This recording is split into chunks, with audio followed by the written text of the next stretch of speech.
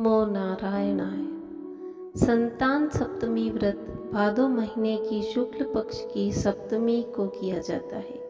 यह व्रत संतान की प्राप्ति, उसकी कुशलता और उन्नति के लिए किया जाता है।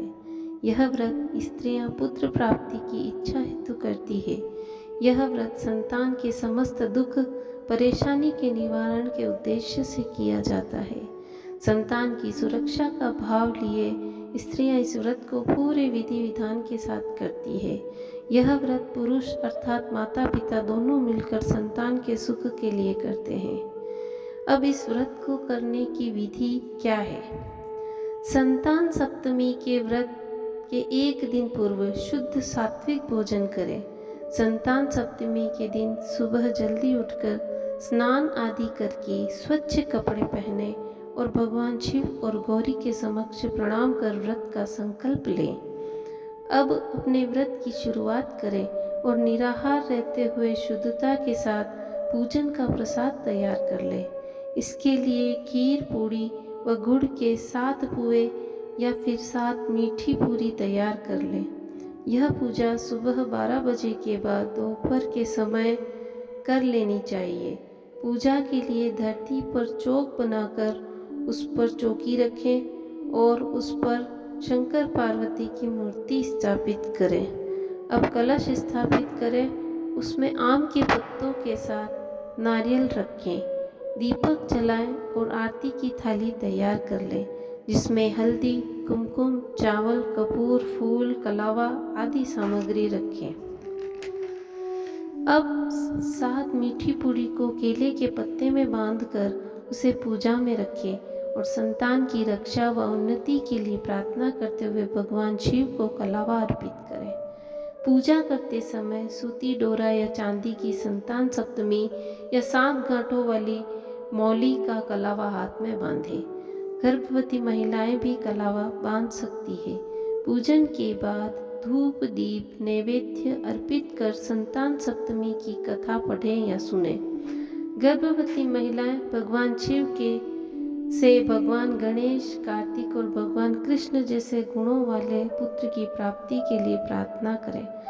गर्भवती महिलाएं जितनी बार हो सके इस संतान गोपाल मंत्र का जाप करें। देवकी सुत गोविंद वासुदेव जगत्पते देहि मे तनयं कृष्णं त्वामहं शरणं गतः।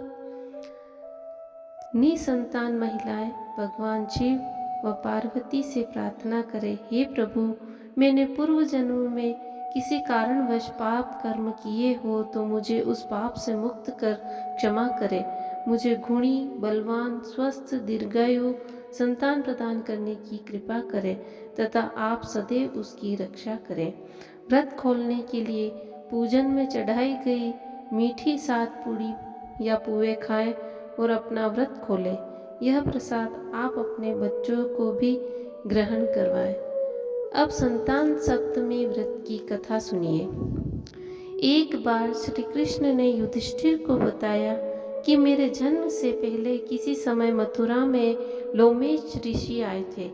मेरे माता पिता देवकी तथा वासुदेव ने भक्ति पूर्वक पूजा की तो ऋषि ने आदेश दिया, हे देवकी, कंस ने तुम्हारे कई पुत्रों को पैदा होते हुए मारकर तुम्हें पुत्र शोक दिया।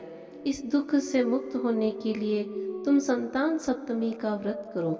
राजा नहुष की रानी चंद्रमुखी ने भी यही व्रत किया था, उसके भी पुत्र नहीं मरे। यह व्रत तुम्हें भी पुत्र शोक से मुक्त करेगा। देवकी ने पूछा, राजन, मुझे व्रत का पूरा विधि विधान बताइए।